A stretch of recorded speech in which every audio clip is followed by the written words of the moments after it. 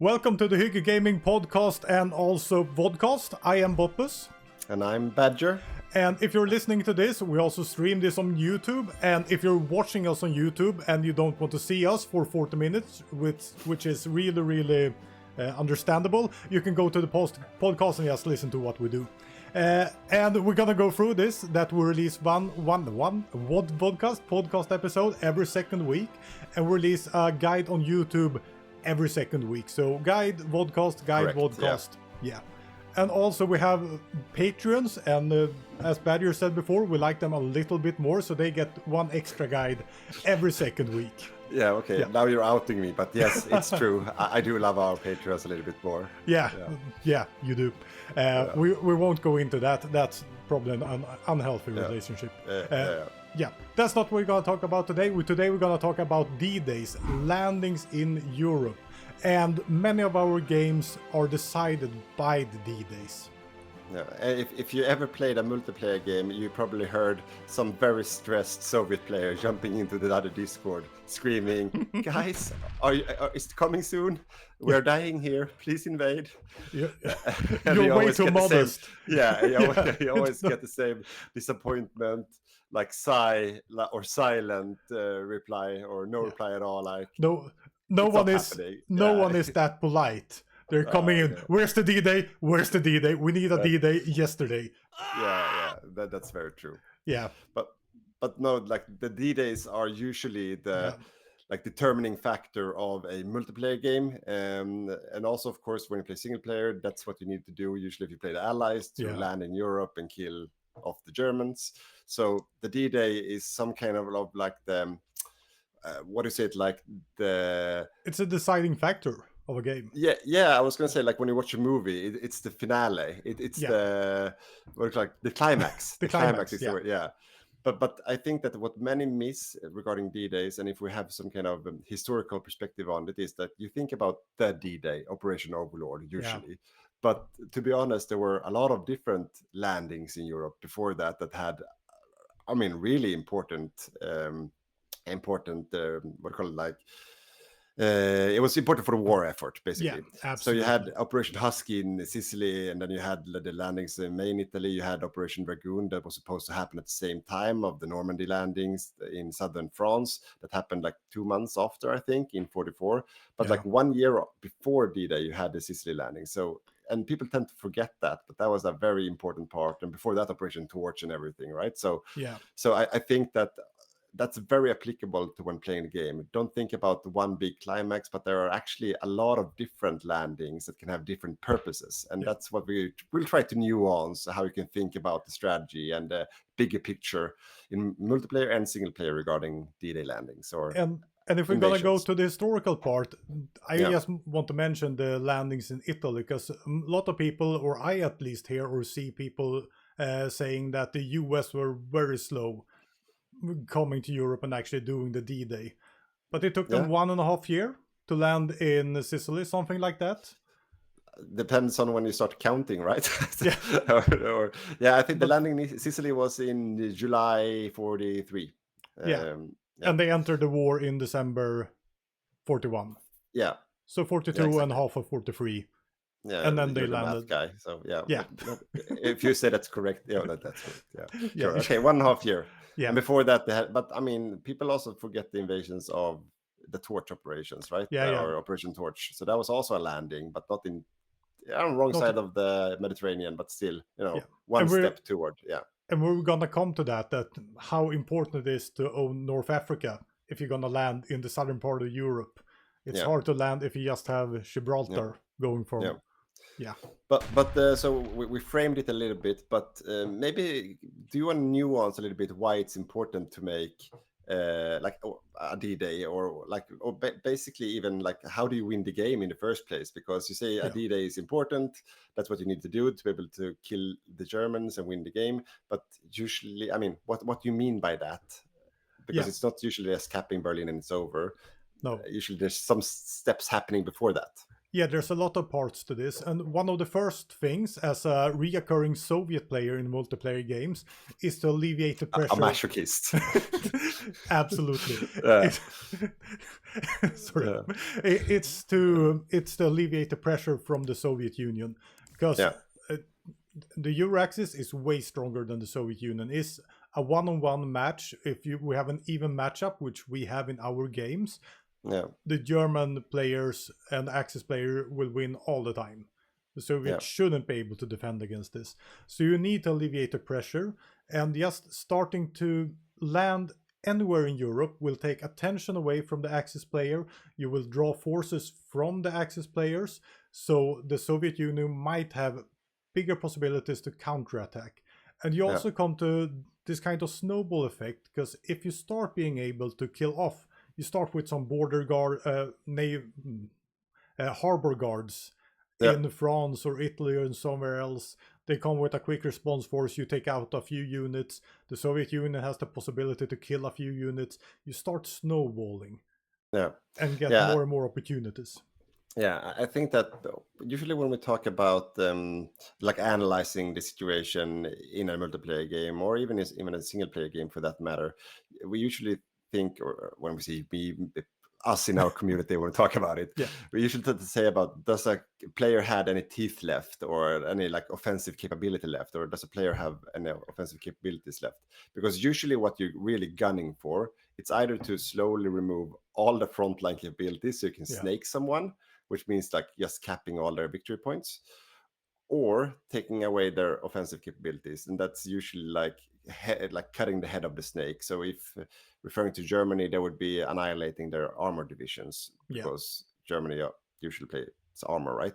So if you can make a landing somewhere, to get back to your point, so make a quick landing somewhere, draw the attention of some Axis players to look at that or take care of that landing, because they don't know how big it's going to be, right? They need to respond in full force usually, or at least isolate it before it grows into something nasty. Then there's a window of opportunity where some people, like some players, look away. Some troops are drawn from the Eastern Front to take care of the invasion, and mistakes can be made from the Axis players, or there's a window of opportunity for the Soviet players or the Allied players to actually make us around, kill off some armor divisions, or just eat some frontline units, and slowly, like you say, get a snowball rolling. Because when you look at like an armor player, which usually like the Germans are, they focus on having a lot of armor divisions for spearheading and attacking. We usually talk about critical mass, right? So critical mass, what is that for you? Like, what would you consider that? I know that you have a lot of opinions on this. And I also I've heard you so many times talking about this. I usually give advice that you always need a critical mass of units. You can't build one amazing tank and think you can do something with it. You need a couple of units. They need to be strong enough so you actually can start achieving objectives. That you can start make us around. You can stop enemy tanks, go around and surround them and kill them off. And you can't do that if you have one tank or two tanks. You need a critical mass of tanks so you can stop an enemy advance and then have the possibility to actually go around it or push it back. Shout out to all my South African players out there who always build heavy tanks and go alone and die. With one You tank. are the true heroes. The true heroes of the game. You see that too many times. South African players having 3 heavy tanks that are super strong, and then they like drive away from their rear guards and get surrounded and die because they can't do anything on their own. Even though they win every battle head on, they will lose as soon as someone drives around them, right? We shouldn't go into those people going too deep, having no fuel, trying to fight with tanks with 1 kilometer per hour speed. That's another episode. But no, so taking the pressure off the Soviets, that's usually one of the main reasons for a D-Day landing. Right? Absolutely. And it can be achieved, as we said now, starting to taking away the pressure, taking away the micro capabilities of the Axis. You can also go in and actually cap a country, perhaps not Germany, but because Germany will be well defended. But if you can go in and actually take out Italy, Spain, if they are involved, you can go in, take Bulgaria, Romania, going that way.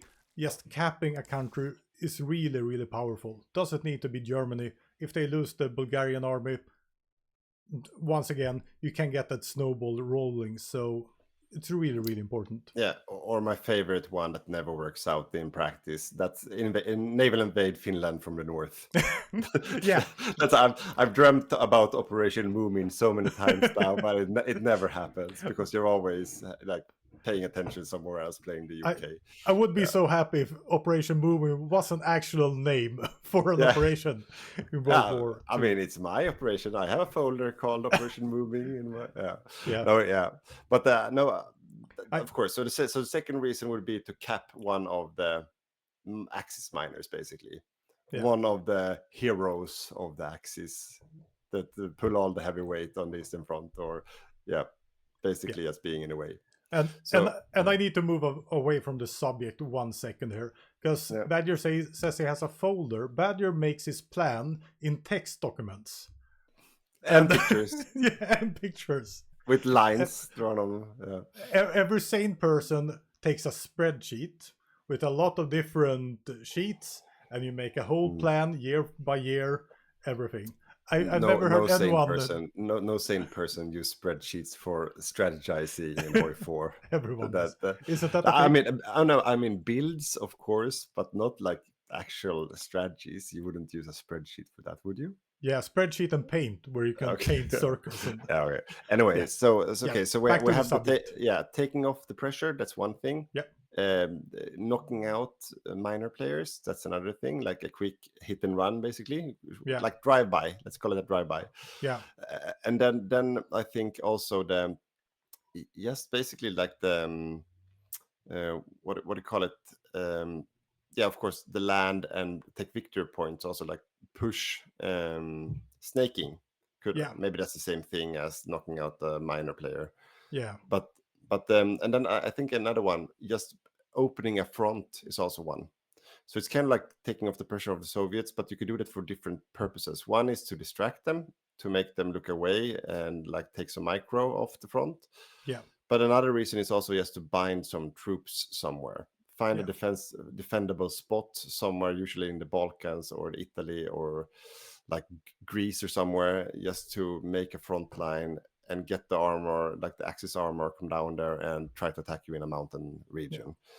That's also like just bind troops, because usually like if you would be able to have Axis versus allies plus Comintern in a fair fight, like in one place, Axis would always lose, right? That's what we talked about. So just get like the at least late game. Yeah, but that was the same thing in World War II, right? They just needed that critical mass with the supply into France, or into Italy proper, and then it would be difficult for the Axis to stop them, right? Yeah.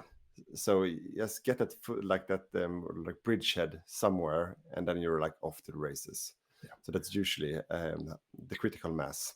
And before we move ahead, I just want to mention one thing with alleviating pressure, which we haven't mentioned, and that is the air game. If you can take away the Axis Air Force from the Soviet front, going to try to manage an invasion somewhere in Europe, that's a huge bonus for the Soviet player. Absolutely. So that's also, of course, one of the important factors. And of course, removing the German Navy from the Eastern Front as well. That's also very important. That's probably the most important thing. Probably the most important. Okay, so are we talking about enablers for D-Days then? Like, you started to talk about air, so maybe we should talk about the most important thing that everyone knows, that everyone really cares about. Are you going to say Navy now? Yes. Talking about air and going straight down the seas. But I mean, if you want to do a D-Day, you need to control the waters to be able to transport all the boring stuff onto the shores. And that's basically having naval supremacy. Yeah. And if you, let's think about it the other way around. If you're playing the Axis and you want to stop a D-Day before it happens, the easiest way to do that is to have naval supremacy in the sea zones around you. Then no one can like actually mechanically invade you, right? Yeah. Because you have naval supremacy. Achieving naval supremacy as the Axis is very difficult. It's possible if you're crazy enough, but usually that's not the way to usually not Who that's could not be? who could be that. It's crazy. Yeah. So but usually that's not the main way to do about it. Like the more traditional way to do it is to have a carpet of submarines to raid someone trying instead. So not have the naval supremacy, but raid someone, so you kill off all the transport ships basically when they try to get ashore, and with naval bombers on top of that. Yeah. So you have like the Luftwaffe with a lot of naval bombers in the sea zone, and then you have the submarines underneath. That's usually enough, because And even if the Allied would have naval supremacy, you wouldn't be able to do anything with it. just describing this give me PTSD. Seeing all my tanks going over a sea zone, they're going Yeah. there strong, mighty, full of equipment, landing with like one tank left, and everything is just the strength is down to 5%, and you have nothing. I have a quick anecdote, and I'm not gonna out this person, but there were 2 games ago in our multiplayer games, our one of the Commonwealth players, he was moving all his armor divisions from North Africa, what he thought would be Morocco, and then from Morocco out to the UK for the D-Day, the main invasion, right? He accidentally misclicked, so they moved through the sea tiles instead. And when they arrived in Southampton, there were no strength left in any division. So it was, I think, 6 or 8 like medium tank divisions just gone. And it's one of those really like, it can happen to anyone. One right click, you look away, and it's all gone, because the Italian player had made his classical nav, like submarine carpet in the Mediterranean. Yeah. And that's very difficult to get rid of. So let's go back to the fun stuff. The Navy. You need naval supremacy. I thought you were done there. Aren't we moving on to the fun stuff? No, I was messing with you. Go talk about Navy. Go. I'm gonna do this briefly because I can talk about for too long. So stop me if I'm overdoing it, and keep your eyes on the clock as well. Yeah. But no. So I mean, to be able to do the D-Day, you need the naval supremacy, the actual mechanic, to have that to be able to do the invasion, right? Yeah. But one thing that a lot of people miss doing it as well, and it can be super frustrating both in single player and multiplayer, is to have the escorts in the zone as well. So the convoy escort to actually defend all the convoys and supply and troop movement that happens in the zone once you actually trigger and do the invasion. So because you might have the supremacy, but you might not have taken care of the submarines yet. Yeah. So then you need to just screen them off basically to be able to get that supply through, but also all the troops through.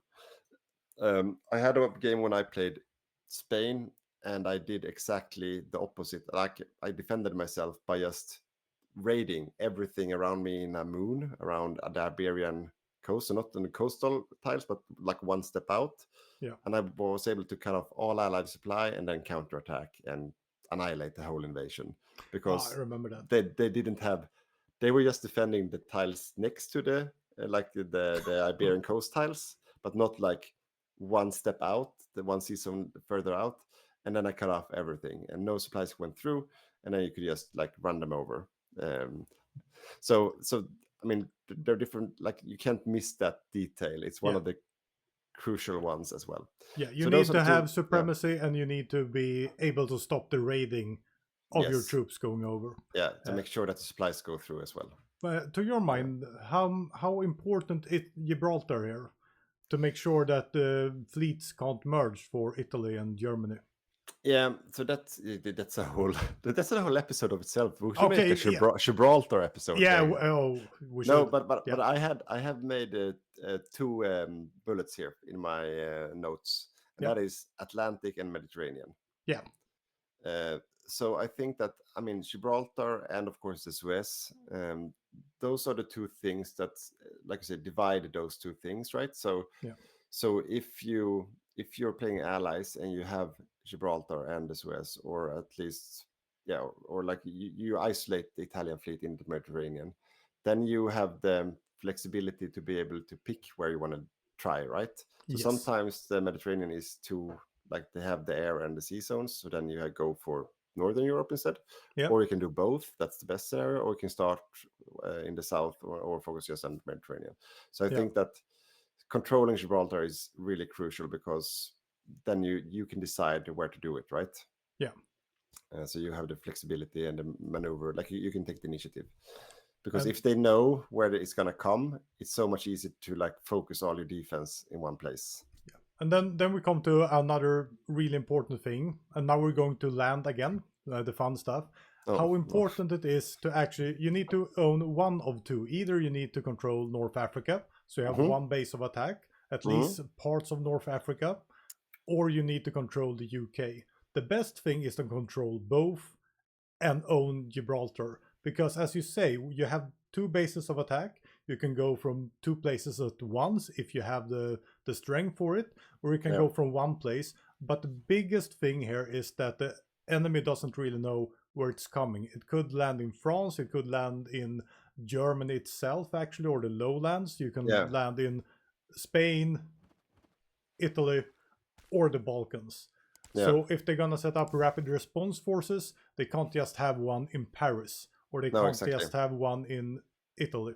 And that's really, really important. So you need to take those steps to actually regain Gibraltar, Suez, hopefully both North Africa and the UK. And that's why in our games and most games, North Africa is really important because there are no Yeah. resources there. There's no industry. There's no one living there. And it's important, and that's what we're going to come to now, because it's the other enabler to make a proper like invasion that's going to succeed, or not just harass, but actually going to succeed or like bite somewhere. Yeah. That's where you need air cover. Yes. And that's why North Africa and the UK is so important, because you can build all the air bases you need to be able to challenge Luftwaffe in the air above where you want to do the invasion, right? Yeah. So if you control North Africa, you can have range from North Africa into Italy, into Spain to be able to do the invasion.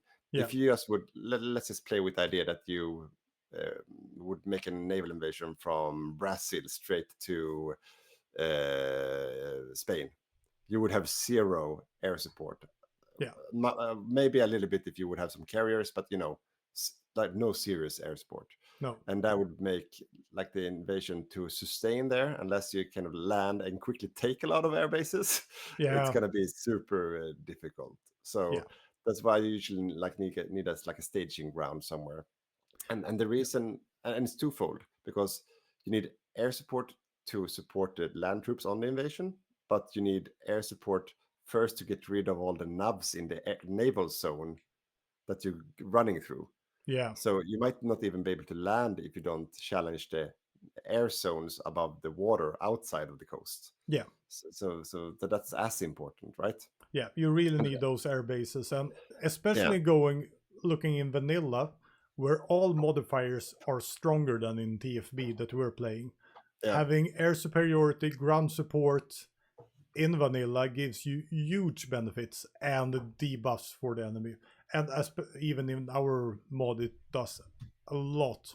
And really having those casts working at the enemy tanks coming in, or tactical bombers, perhaps, if you don't have the range. Extremely important. And I think people underestimate how important it is with air cover. Yeah, no. When fighting. Usually, I think that there's a few things that usually, like when we analyze like post game, why was that D-Day not successful, or what happened? Usually, what you can really tell right away is like just hitting that F3 and see if is it red, yellow, or green above the landing. Yeah. When all the tanks hit each other, it's usually because everyone has min-maxed everything, and you're maxing out the supply. That it usually comes down to like who wins in the air. If that's a tie, then it usually comes down to like templates, design, micro, supply usually. That's a bold for me. But we can move on to the supply then, if that's where you want to go. Because this is not only for D-Days. I see this a lot in our games, and a mistake done by a lot of people where they just pour in everything in a D-Day. You're taking a level, you have one level 3 port. You're not really analyzing what ports you have, because that makes a huge difference. So you take one level 3 port, and you pour in 500,000 men and 20 tanks. And everyone goes around with 10% supply.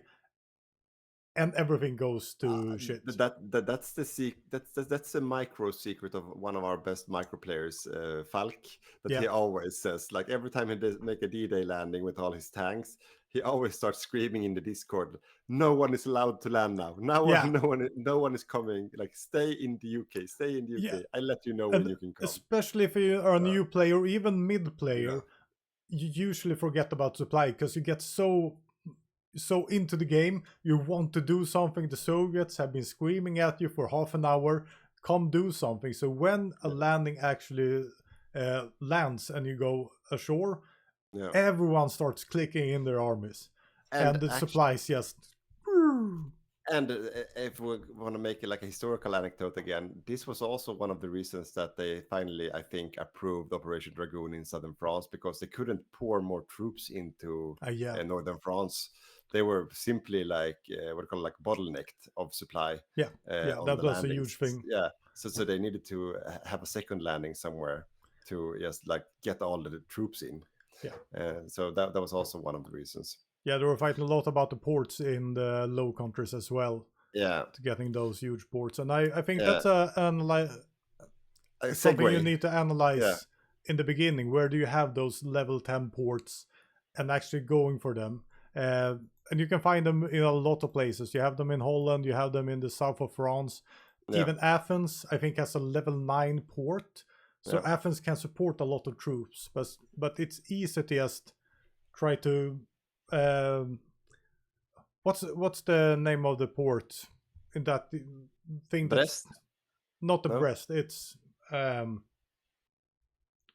I have right above Omaha. Right above Omaha Beach. Cherbourg, maybe? Yeah, Cherbourg. Yeah. It's not a huge port in game. No, it's level 3 port. I think. It's a level 3 port.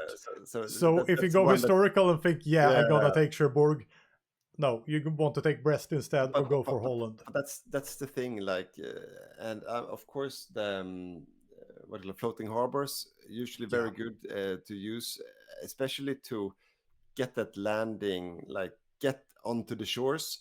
But then you need to look at where are there good ports so you can get that supply cap up, right? Because they are just level 1 ports, the floating harbors. Even though you have many of them that can kind of compensate for it, but you still need like the proper harbors, and the level 10 ones is really what you want, right? So you can start building, but sometimes it takes too long time and so on. But I think the enablers are you need air superiority, you need naval supremacy, you need to get rid of navs and submarines to just crash. You need to have supply. Don't overstack. Never overstack. You lose more capability than you gain when you start overstacking. All the stats goes down on everything, and it's just you can so easily get overrun as well. And I think everyone has seen my modifier videos, so you need to stack those modifiers. As soon as you get the negative modifier, it kills everything. But so where to land? What do you have any favorites or ways to think about it? Yeah, I think that's also analysis to make from the beginning. What do we actually have? Because that's different every game you play. If you play single player, you might go for an infantry build, a tank build, or anything like that. In multiplayer, usually it could be what's left. What do we have right now? We need to land. And you need to make that like a terrain analysis. If we have infantry-based units primarily, we shouldn't go to France and the plains and try to fight the tanks there. No. So you need to think about what do we have right now. We know where we can land, and see if we just have infantry, go for Spain, something with a lot of mountains, terrains where tanks are not as good, or perhaps even Italy. Italy has a lot of mountains actually in the middle, even if there's plains on the sides. Otherwise, going for Balkans. If you have a lot of infantry, go where the mountains are. And stay safe.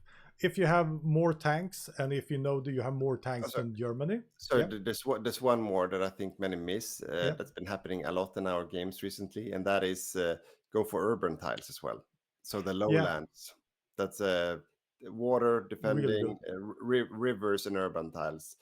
So land, and they're closely bundled together as well. So like Antwerpen and Amsterdam and those titles, it's a really good infantry spot to defend as well. Yeah, we have a few games where that's just a infantry blob that can't really be thrown out by the Germans. And then you have what we talked about before, alleviating pressure, because they need to have a couple of tanks there. They need to have a lot of infantry there to make sure that this doesn't grow. And you have the great supply from the level 10 harbors. Yeah. Yeah, great example. Yeah, but also like if you it might be that like you had like I like the hammer and the anvil kind of way of thinking about it. It might be that you can make a landing in like like Italy or in Greece or in the Netherlands to just land with a lot of infantry, with a lot of AT capabilities, and just like dig in basically. Yeah. This is like entrenched country. Let's just stay here and let them come to us. And then you do the Hail Mary somewhere else with all the armor to kind of like just take territories. When everyone is committing to somewhere else, to one place, landing somewhere else and just strike and just like rush everywhere. Yeah. I really like those kind of plays. And usually coming down to supply again, usually you have more troops than you can actually fit in one D-Day from the beginning.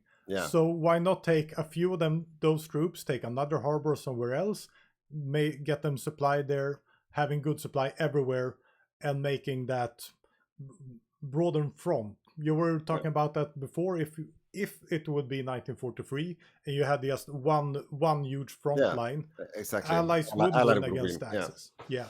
And that's what you want to achieve. And I would say that's the same thing for Axis in the beginning, early stages of the war, when they are actually stronger than the Allies. Yeah. If the Allies wouldn't hunker down in El Alamein, and just make a huge front line, Allies would lose. But that's also the thing, like, and this is where I get my PTSD because I always play the UK or something like that. You make a D-Day somewhere, and then I just know, okay, where are the Germans? Where are the Germans? Where are the Germans? And then you see like 10 armored divisions just like coming snaking from the coastline. Just cutting off the entire invasion somewhere, and you know it's going to happen. That's always what will happen. So it's so dangerous sometimes, and you can like need that critical mass to be able to like hit them like right in their face when they come to you. And I think that looking at the more successful D-Days I've seen in our multiplayer games are the one that's just overloading the defense. So you're not giving the Axis a chance to react. So because like we said, it's usually getting that supply is usually the issue. Sometimes it's just you think that, oh, if we just get a harbor, if we just get that, you will win. But usually that's not enough. Like then you get stuck there and it's like a tug of war. It's yellow in the air. Both sides are there with like 10, 15, 20 tank divisions and some front line, and it's a bad supply situation for the Allies. And then slowly you realize, okay, we're not going to be able to sustain this. We need to get out. Or worse, you lose everything, right? So but the games where we've seen, like we had in the Berghof game, like one of our big games, where they just landed without any harbors, even they just landed with tanks everywhere, undefended harbor, like you just landed and then they just roamed on the supply grays for a few days everywhere, and just took harbors, and a lot of them at the same time, and then they just poured in with infantry, and before Axis could even react, they had liberated half of France. So it's like, and everything that comes there quickly, they get overrun right away. So it's like domino bricks starts falling because they just eat up the first reaction and like counterforce. And if you have half of France, then you have a huge possibility to sustain this for a longer period of time and alleviate more pressure for the Soviet Union. So even if you have the entirety of France and you won't be able to come further because they have pushed everything from the Soviet front, or a lot from the Soviet front, then the Soviets will start to work their magic. And even if you're gonna get kicked out, then probably you should retreat if you start to be pushed way too much. Just retreat out, prepare for another D-Day, and you can be quite sure that they have lost 500,000, 1 million men on the Soviet front during this. So the next D-Day when you come in, will have an enormous effect. And that's the thing. As long as the Soviets have some offensive capability left, Yeah, if you just buy them some time, and when all the Germans show up, you can just bail out again. yeah, Then you bought them a couple of months. It can be that simple sometimes. yeah, Just jump in and out. Just make it look like a serious landing, and then you can jump out again, and that will buy you time because the clock is on the Allied side most of the time, right? yeah. And So that's yeah, yeah, I want to just mention a few, what do you call it, like halfway D-days or like setting up D-days, like territories that I really like. That might not be the obvious ones, but it's landing in Norway as allies, and then taking the Danish islands and then the Danish mainland, because it's a choke that's quite easily defended. And if you control the waterways into the Baltic Sea as well, then you can also make a strike against Finland, which is usually undefended with all the victory points, right? So it's a more risky one because you might get stuck in the Baltics. But if you are successful with it, it can be like you're so much closer to Berlin and everywhere else. You have to pay attention to it. yeah, And then you have the classical one, Sardinia and Sicily, and then take on the mainland of Italy after that. But you could, from that position, you could also threaten it anywhere else. And then you have, of course, all the Greek islands. If you control those, you can set up good air bases, and they could strike anywhere in the Balkans as yeah. well. So those are, I think, like three good like staging grounds on top of the obvious ones like Northern Africa in general and the UK, of course. I really like Balkan invasions. They're pretty hard to pull off because you have a lot of mountains and it takes some Yeah, time. But as the allies taking out Romania can be extremely hurtful if they don't have any other oil supply, which they shouldn't have if you come from North Africa. Then you should be able to block their oil supply. So if you take Romania, I think yeah, someone's getting PTSD, not from a D-Day, but from my light tanks as Soviet yeah, taking out all the fuel. Because if Germany doesn't have any fuel left yeah. or low fuel, their entire war machine, especially the tanks, will be kind of useless. So I think that's a really really big win. If you're gonna take out some other countries, take out the oil supply from the Romanian side is huge, but it Yeah, takes a while to get there. yeah. One of the plays that we've seen a couple of times that's usually never successful. It's been very close a few times, but it's usually by some random reason why it's not successful. Is like when some players make these pair drop knockouts. Yeah, Uh, we've seen it so many times that you make a pair drop. Basically, what I'm talking about and referring to is you make like small paratroop units, depending on what rule set you play with, and then you pair drop all the victory points of a minor player to kind of knock them out in one go before they are able to react. yeah, And I mean, I've seen that so many times. I've tried it a few times, and then it's always like one victory point where there's a German tank or someone really strategically redeploying and just yeah, land like covering that tile when you try to yeah, land, and it's unsuccessful, right? yeah. But sometimes it works. So, but When most of it the time works, it it's doesn't. really fun. But it's Yeah, yeah, if you just have some few units in production, you can just push them out and you can defend yeah, yourself. Yeah, yeah, but this comes into I like what you're saying about these small invasions. Going back to the strategy with this, yeah. alleviate pressure from Germany. The most important thing with the D-Day Oh, is for actually doing Soviets. it. Yeah, Yeah, the Soviets is yeah, actually doing it. yeah. Not No, waiting for too long, waiting for the perfect moment to go into Cherbourg or Brest or Holland, but actually managing to get units in and alleviate the pressure. and that's why the naval game is so important, ladies and gentlemen. Because Yeah, if you have the naval game, if you are controlling the seaways and of course the air on top of that, yeah, then you can naval invade whenever you want and just pull out if you don't, if you're feeling uncomfortable. But just having those like needle attacks, that's enough usually. yeah. That can be enough to get like actually get the Soviets to do the job for you, right? Yeah. A I'm just few, thinking that it's yeah. important to pull out if it gets uncomfortable. I can't really get that out of my head. Sorry. No. Yeah, no. Oh, okay. You meant like that. No, I'm No, I just didn't. thinking Okay. about the German armors when they come and show Yeah, up. yeah. That's uncomfortable. But I see what you're referring to now. Yeah. Yeah. But no. So, but yeah, yes. We need to cut this. That yeah. No. Yeah. Cut everything. Yeah. No. But no. So small naval invasions is very underestimated. It can be enough, and just be able to not overcommit, just get in there. I'm thinking about it then. Yeah, just get in there, do your job, and get out. Yeah. But yeah, you think about the raids. Like you could do like raiding naval invasions. Just and especially multiplayer, stealing micro is probably the most important strategic resource that you have. Yeah. So that's why it's so important to have many players microing on the front line, right? Yeah. That's usually how you can win easy against the Soviets, because you're more micro players on the Axis side than to the Soviet side. But if you start to steal micro from the other team, that's when magic can start happens. Yeah. It's easy to win against someone looking away. Yeah, it's really easy. I played an entire Finnish game before with no one looking at the Northern Front, really. Yeah, exactly. Exactly. Yeah. I didn't even play against AI. It's just it's just like killing game that you just like stacking up surrounds and no one really cares. Something we have mentioned it, but why does the D-Days fail? I think that's a really important thing.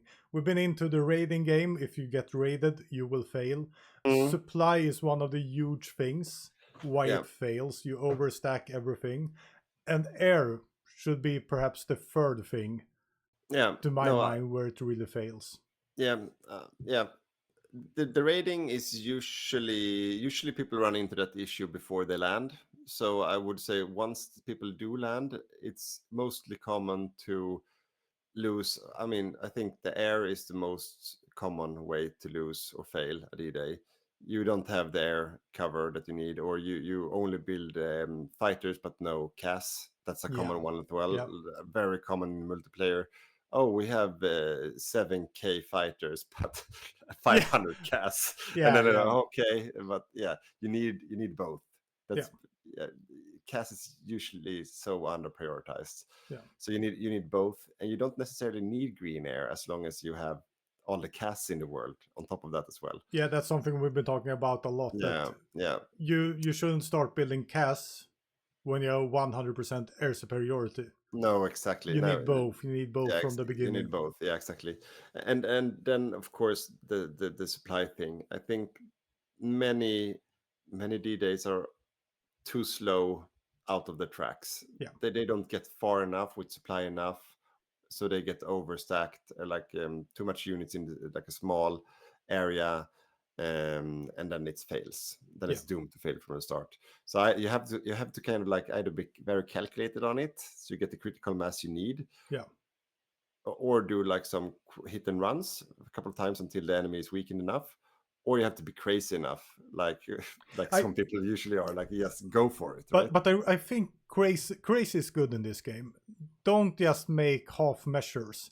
Just go in there, overload everything, land with everything on the tiles beside the harbor. Just land everything and just take a lot of harbors at once. Don't just go in with 5 Marines trying a harbor. It doesn't work. I'll take another harbor. As you said, take tanks, give them extra supply, just land them everywhere.